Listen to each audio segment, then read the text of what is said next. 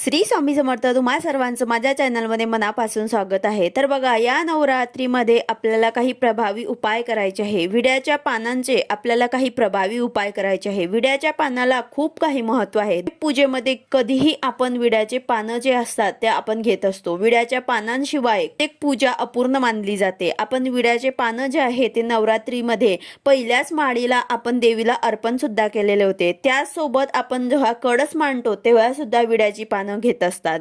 तर विड्याच्या पानांना खूप काही महत्त्व आहे। तर हेच विड्याची पानं घेऊन आपल्याला काही उपाय करायचे आहे। तर बघा, नवरात्रीमध्येच का उपाय करायचे, कारण नवरात्रीमध्ये देवी आई जे असते ते आपल्या घरामध्ये सूक्ष्म स्वरूपामध्ये वावरत असते, म्हणून आपल्याला हे काही उपाय करायचे आहे। अशा शुभ दिवसांना, अशा शुभ काळामध्ये जर आपण काही उपाय केले तर त्याचे फळ आपल्याला निश्चितपणे मिळत असते। तेच मी तुम्हाला आजच्या व्हिडिओमध्ये सांगणार आहे। व्हिडिओ पूर्ण बघा, जेणेकरून तुम्हाला संपूर्ण माहिती मिळेल। जर तुम्ही चॅनलवर नवीन असाल तर चॅनलला सबस्क्राइब करायला मात्र विसरू नका आणि व्हिडिओला लाईक करायला मात्र विसरू नका। तर बघा, 10 अचूक उपाय तुम्हाला करायचे आहे। यामधून तुम्हाला काही अडचण असेल किंवा तुमची इच्छा असेल किंवा तुम्हाला काही प्रॉब्लेम असेल तर त्यासाठी तुम्ही उपाय करू शकता। तर बघा, सर्वात पहिला उपाय म्हणजे नवरात्रीत कोणत्याही दिवसाला तुम्ही विड्याच्या पानावर ते गुलाबाच्या पाकळ्या टाकायच्या आहे आणि ते आपल्याला दुर्गा देवीला अर्पित करायचे आहे। उपाय जो आहे धन आगमन सोपं करण्याचा सर्वात अचूक उपाय आहे। आर्थिक अडचण आहे, पैसा येत नाही आहे, तर अशासाठी तुम्ही हा उपाय करू शकता। तर यानंतर दुसरा उपाय म्हणजे नवरात्रीत तुम्ही एक संपूर्ण पान घ्या, त्यावर ते लवंग आणि वेलची ठेवा,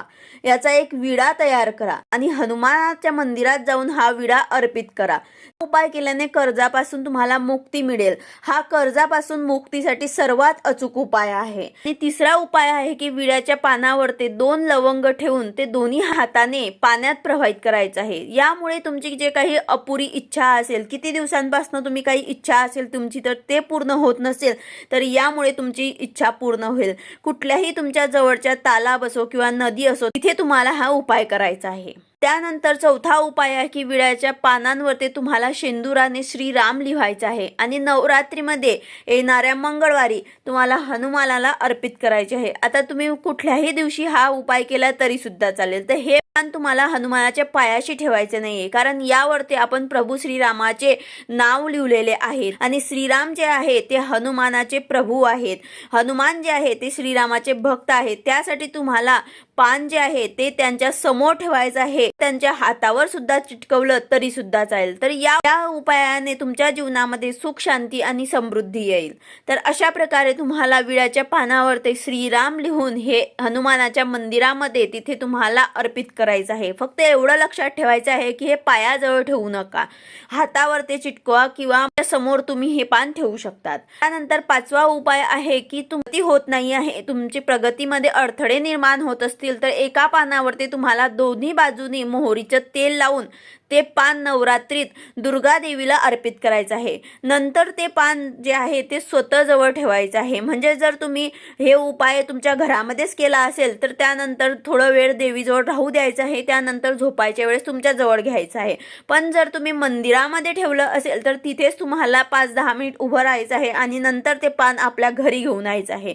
नंतर झोपायच्या वेळेस रात्री तुम्हाला ते जवळ घेऊन झोपायचं आहे आणि दुसऱ्या दिवशी सकाळी उठून हे विड्याचं पान जे आहे ते एखाद्या दुर्गा देवीच्या मंदिराच्या मागील बाजूने म्हणजे देवीच्या मागच्या बाजूने तुम्हाला ठेवून द्यायचं आहे। हे पान तुम्हाला फेकायचं नाही आहे।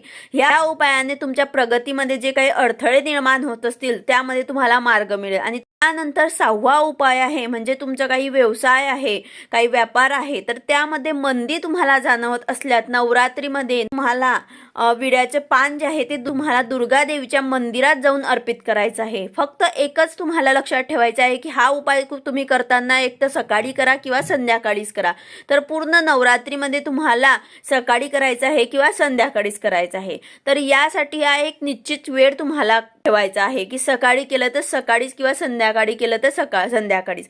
आता नवरात्रीमध्ये तुम्हाला जेवढे दिवस आहेत, उरलेले दिवस आहेत, त्यामध्ये सुद्धा तुम्ही हा उपाय केला तरी सुद्धा चालेल। यानंतर 7वा उपाय आहे आपली आकर्षण शक्ती, आपली प्रभाव शक्ती वाढवण्यासाठी 9 दिवस सकाळी 4 ते 6च्या दरम्यानमध्ये देवी भुवनेश्वरी आणि सौभाग्य सुंदरी देवीचं ध्यान करून विड्याच्या पानांचे जे मूळ आहे ते घासून त्याचे तिलक तुम्हाला करायचे आहे. अशाने आपल्या गोष्टीचं महत्त्व वाढेल, तसेच सुंदरता आणि आकर्षित देखील वाढेल.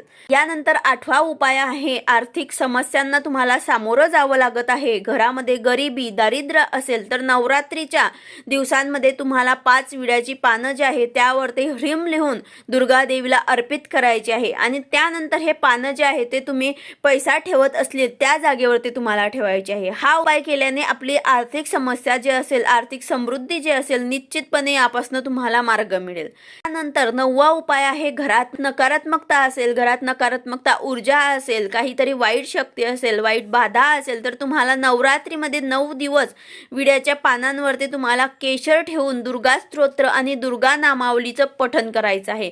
याने घरातील नकारात्मकता ऊर्जा जे असेल ते नाहीशी होईल. यानंतर 10वा जो उपाय आहे ते संतान प्राप्तीसाठी आहे. तर संतान प्राप्तीची इच्छा असल्यास नवरात्रीच्या 5व्या दिवशी म्हणजे माता देवीचा जो रूप येईल 5व्या दिवशी, त्या दिवशी तुम्हाला हा उपाय करायचा आहे. तर देवीला तुम्हाला 9 विडे अर्पित करायचे आहे. त्याचबरोबर 9 सवासनींना सौभाग्याचे अलंकार तुम्हाला भेट करायचे आहे. आता हे 9 सवासनी कुठल्या, तर त्यांना संतान असलेल्या अशा सवासनीला तुम्हाला घरी बोलवायचं आहे आणि त्यांना वस्तू भेट करायची आहे. यामधनं तुम्हाला जे काही अडचण असेल त्या प्रकारे तुम्ही हे उपाय करू शकतात. व्हिडिओ आवडला असेल तर लाईक करा, शेअर करा, सबस्क्राईब करा. भेटूया अशाच नवीन व्हिडिओ सोबत. श्री स्वामी समर्थ.